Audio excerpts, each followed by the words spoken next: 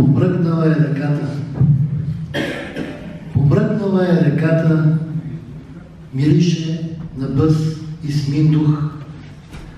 Помъкнала е телата на нашия срам отминал.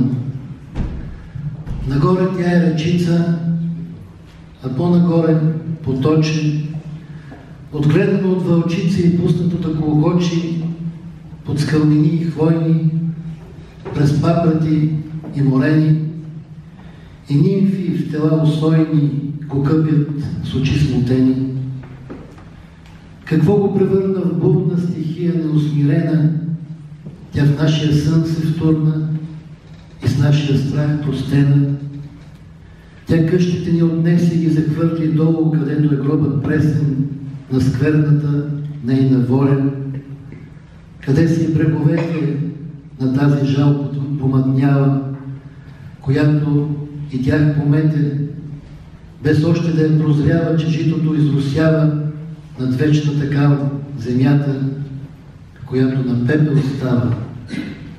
Помръкнала реката.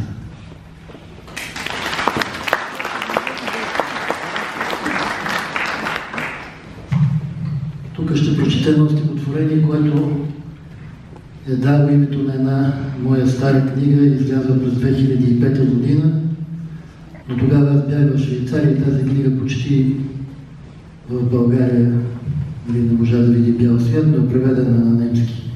Протагонистика.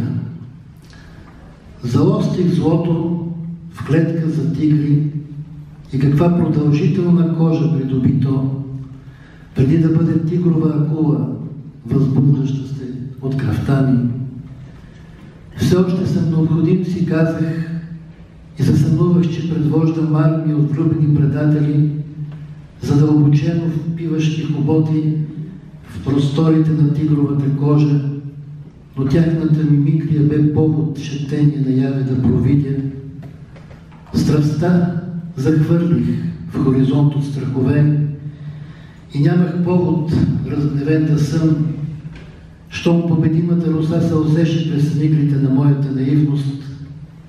Жените се захластват от една така представена неутолимост. В дълбокото на океана има изящна метрополия за страсти. Там най-незащитими са акулите. Акулите на този град Стамен са зъби, остро впиващи се в мен.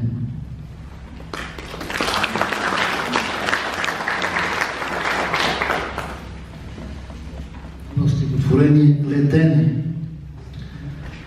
Обляна от страсти, душата се мъчи да бъде по-жива, когато любов я облива, когато пълзи в нищетата и тъмните угъли сочат къде светлината ще свърши.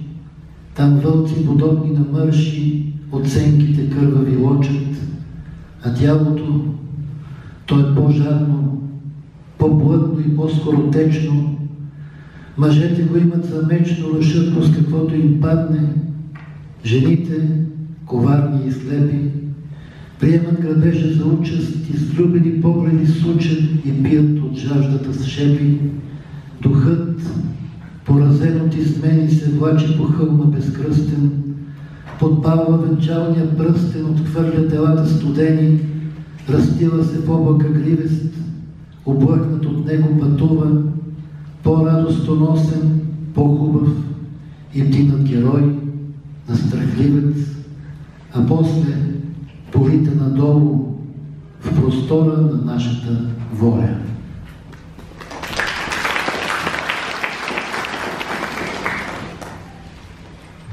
Пропелер.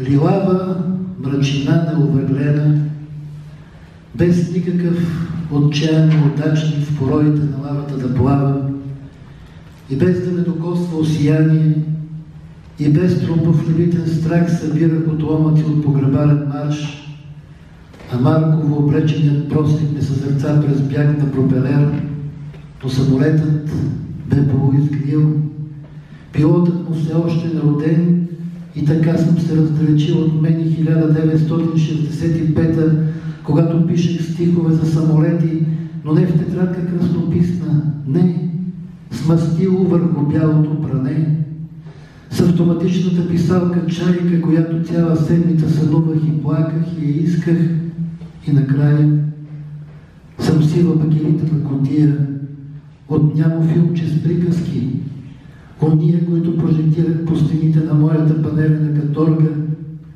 а пилотите ще се зърцаят, лилавите ръце напили блими, преди нощта, преди да се родими, страхът преди да овъдли възторга.